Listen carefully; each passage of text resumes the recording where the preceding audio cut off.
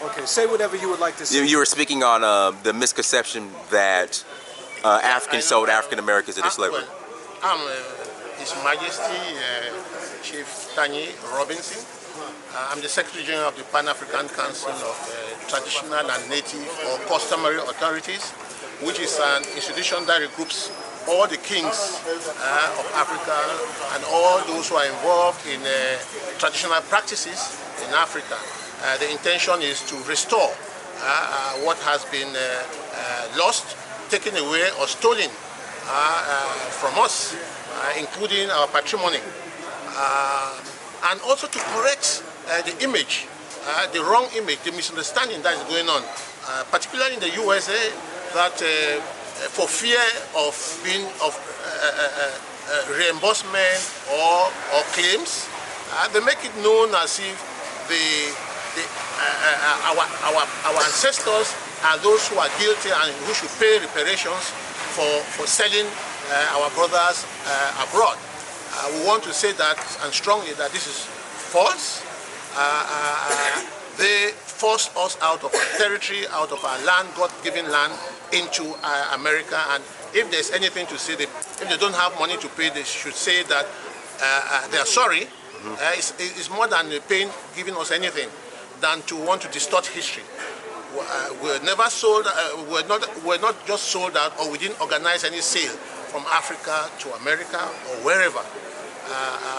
And our brothers, they should join us in the fight to restore the image of the true African, the real African, what we are, our heritage, for which we are very proud of.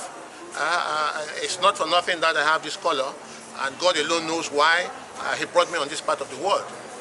We need to be proud of it, and we need to fight to restore that image, and that's why part of why we are struggling to promote as an African entity, as an African institution. We want to have links with all other kinds of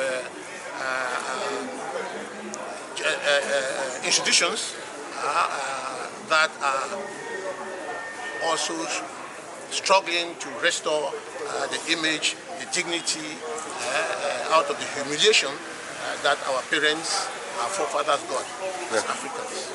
So, if I can ask a question, the question is: so where did this story originate from that Africans sold African Americans into slavery? Yeah, this is just what we're hearing. It originates from America and from Europe. It originates from those who are guilty and are afraid of reparations, because they think that one day, just like it's happening somewhere else in the world, we would one day ask to be compensated. Well, the Japanese were compensated after World War II. Yeah. The Jews were compensated. Yes. Just about everybody who went through slavery were compensated, except for Black Americans. They are afraid. They are scared because we are genuinely asking for what is owed to us. We think is lost, is missing in our life, is missing in our past, and they are trying to, as much as possible, to break the bridge.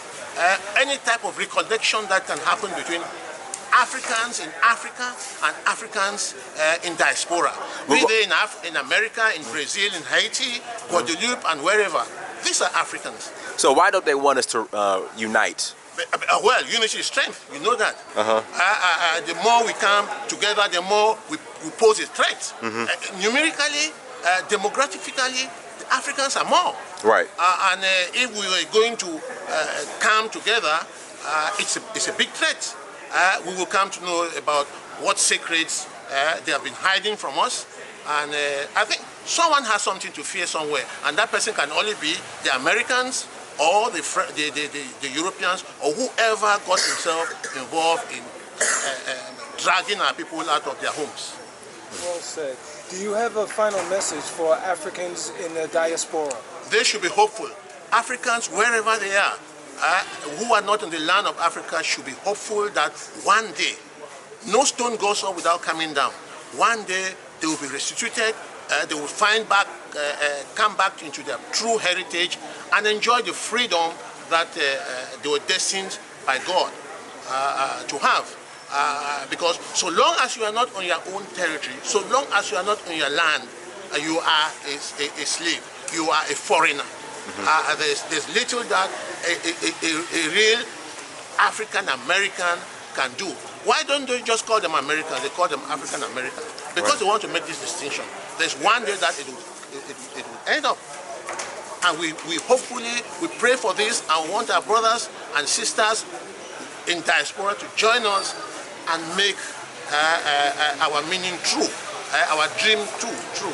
This vision that Africans are Africans and they belong to a continent, they have a personality, they have an integrity, and we just can't be humiliated and looked upon as strangers. Yeah. Last question. So in America, there are a lot of black people who are disassociating themselves from being African. They call themselves Native Americans or Aboriginals. They're saying that they never came from Africa, that they were already in America before the slave boats came. What are your thoughts on that? Shame to them. Shame to them. You can't change your color, you can't change your destiny, you can't change your origins. These are people who are not, who are complexed and who are looking for other agenda. You can't change history, you can't change what God has himself created.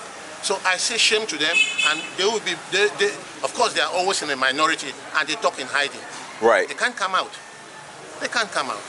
I tell them again, shame, that history will tell where they truly come from. Thank you. Very powerful. Appreciate it. Thank you so much. Thank you so much, brother. Nobody can change your identity. No, it's an advocacy. We have to carry our advocacy. Nobody can tell our own story than we ourselves, Africans. Nobody. And we can't be shy sitting down to tell it. We have to stand up, be on rooftops to be able to tell our stories and tell it convincingly and faithfully to those who do not know or who want to distort it. Thank you. Thank you. I appreciate it. Thank you so much. That was very powerful. Thank you very much. All right, so that was brother Mfaw Robinson Tanyi. We're here in Port Novo, Benin. He's the Secretary General of Pan-African Council of Traditional Native Authorities. So I'll go ahead and put his contact information in the description. I hope you guys enjoyed that. Enjoying my time in Africa and Benin. Absolutely love it. It's powerful. Make sure you guys get over here when you get a chance. Peace.